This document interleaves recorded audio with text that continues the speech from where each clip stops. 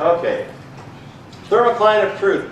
And this is stuff, almost everything I think in this lecture we've already talked about. Yes? Oh, thank you. Oh, it's still recording. It just means I'll thank you for a reminder, but it's still recording. It means I'll have to edit out the roll call and so on and so forth. Okay, we've talked about this a number of times already. In fact, someone brought this up with the Anatomy of an IT Project memo. I can't tell you how many times I've seen this. Basically, it's what I've talked about. When I review a troubled project, particularly if it's a live project where I'm being brought in as a consultant, I go down to the trenches and I start talking to people. And by the time I've talked to, say, half a dozen people who are actually down doing the work, I can pretty much tell you what most of the problems are. But upper management doesn't know it. You know, instead they pay a couple $100 an hour to bring in someone like me to tell them what they could have found by 5 minutes of walking around and asking some questions by saying, oh yeah, how's the project going? Are we likely to be done soon? No, shut up and work harder.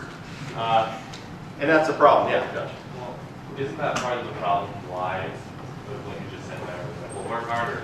Yeah. And they've set it up so that they don't get told the truth. I'm assuming that a team probably would like generally tell them what's going on. Yes, and there are two actually things going on. First is you often have upper management that really doesn't want to hear the truth. If you go read this article, you see I have an argument with Jerry Weinberg about this, which I was tickled. Jerry read the article and just disagreed with me, and I told him he was wrong, so that was even more fun. Jerry's a legend, let me tell you. So it's kind of like, no, Jerry, I'm sorry, I've actually seen this. This does happen. Upper management often does not want to hear the truth, and they will punish people who bring them the truth. And so they instill fear in managers. It's the classic management line, I don't want to hear problems, I want to hear solutions. Well, the solution is to drop half the features and slip the schedule by 6 months. No, that's not acceptable. Well, you know, trust me, that is the pattern. They don't want to hear how bad things are. They don't want to hear the problems. They just want you to work harder somehow. George Santayana, philosopher, the most noted for his famous quote, progress far from consisting in change depends on persistence. Those who will not remember the past are condemned to repeat it. But he also defined fanaticism as having lost your direction, you double your speed,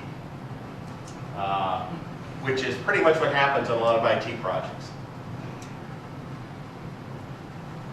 So,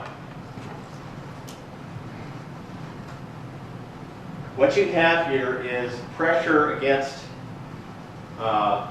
moving the truth upwards. Sometimes it's upper management that doesn't want to hear it. Sometimes, though, upper management would actually like to hear it, but what you have is somewhere along the way a manager or level of management that doesn't want to look bad. And so they start shading the truth. You know, they have the team leader and the developers come up and say, yeah, this is really a problem. Then he turns, she turns around and says, oh yeah, there's a few problems, but we're doing fine. I'm sure we'll get it on track. And what overcomes the thermocline is that the closer you get to the deadline, the harder it is to hide the actual state of the project. Now, one of the most dramatic examples for me of this, I got sucked into Y2K remediation at Fannie Mae. I was there actually overseeing 25 consultants doing object-oriented development, but the vice president who was in charge of that was given Y2K responsibilities. Misery loves company, so she said, Webster, come on. You're suffering. If I have to suffer this, you have to suffer this too. And their goal was to have all internal systems remediated for Y2K by the end of 1998. They wanted to give themselves a full year of testing and going live with all these modified systems. So she's meeting with the heads of all the divisions of Fannie Mae. And they're giving her, it's the typical green, yellow, red status. And she has weekly meetings, and the statuses all pretty much are coming up green, maybe an occasional yellow, and so on and so forth. And it goes this way until the first week of December. I was at the meeting. She came and talked to me about it with steam still coming out of her ears. First week of December, she has the exact same meeting, and all the reports are submitted. And guess what? They're all yellow and red. And she looks, and you'd have to, Carol attended West Point, okay, Carol's not someone you mess with. She looks at all these people in the room and says, okay, explain to me now what you know today that you did not know a week ago. And silence, crickets. No one had a good answer. But what happened is, they had been ignoring or downplaying all the danger signs, things not being fixed, until it reached a point where it couldn't happen. They couldn't hide it. This is a pattern I see. This is why the 3-week pattern that the Brooks talks about, that I discovered independently and thought was a great invention, so I reread Brooks and said, oh, right, got it right here. This is why 3 weeks before the deadline is when projects slip. Because you've moved all the way to, you basically pushed the thermocline all the way up to the top.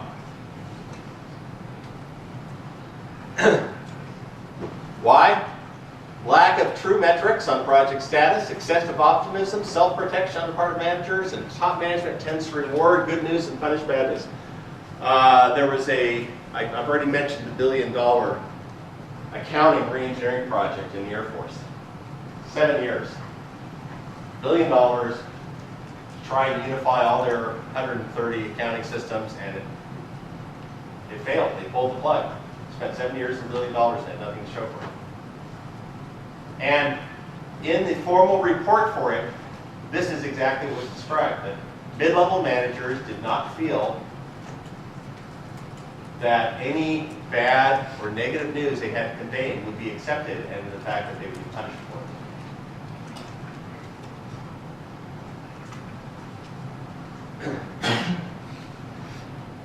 it. Okay.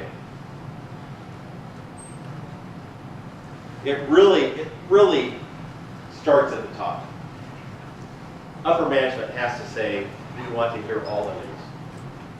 It's kind of like as an expert witness, when I get a new case, one of the things I always ask the lawyer I'm working for is I need to see all the worst documents for our side. I want to see, if there's anything that makes our side look bad or our side is at fault, I need to see that now.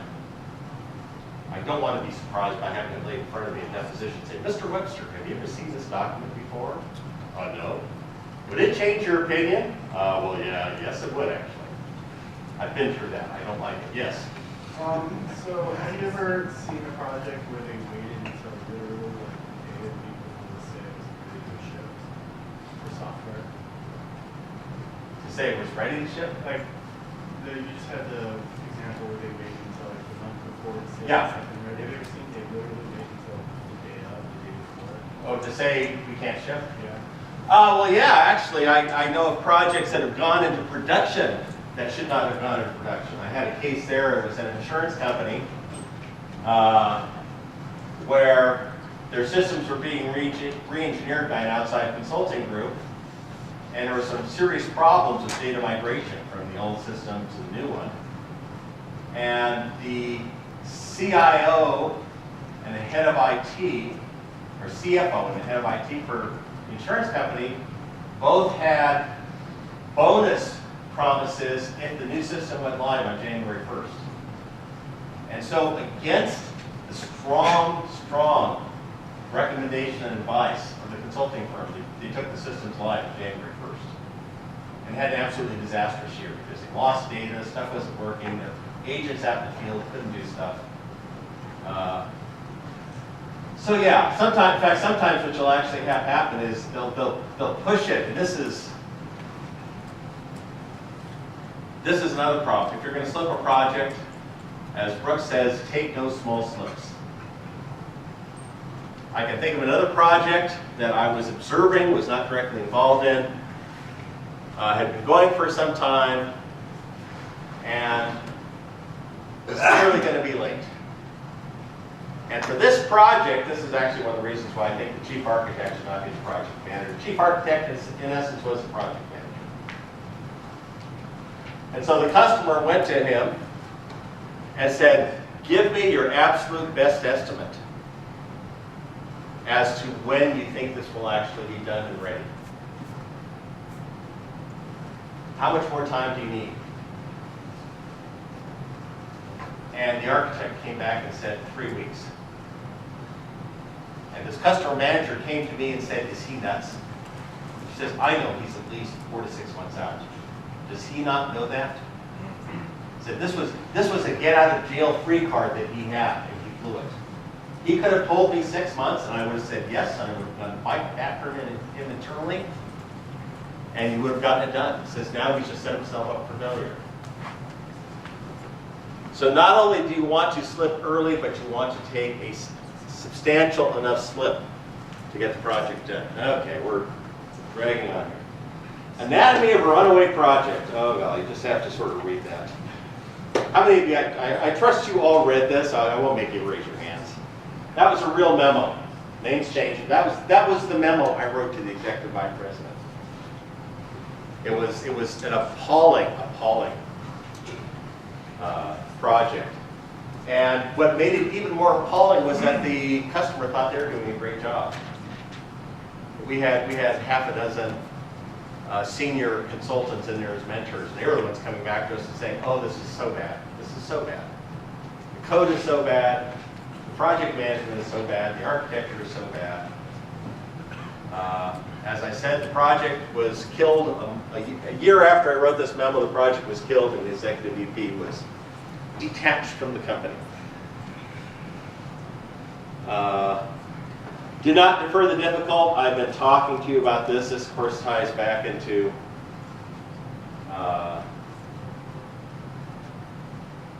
Arbor. Everything ties back to Arbor.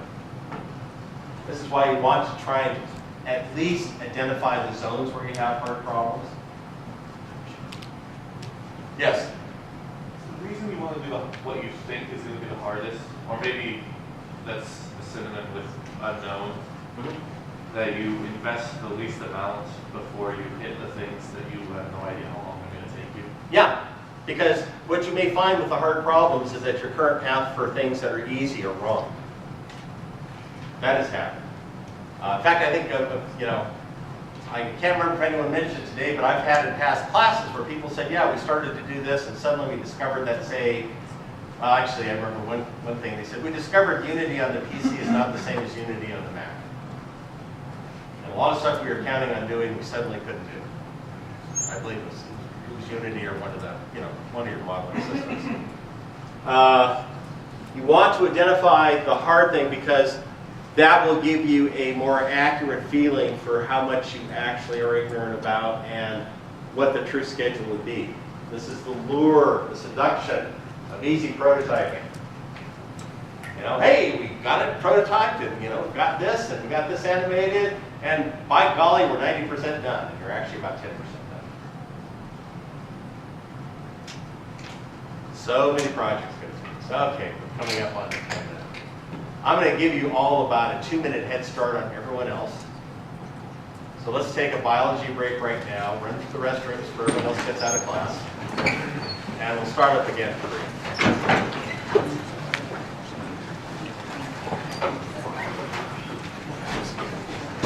Now I'll stop.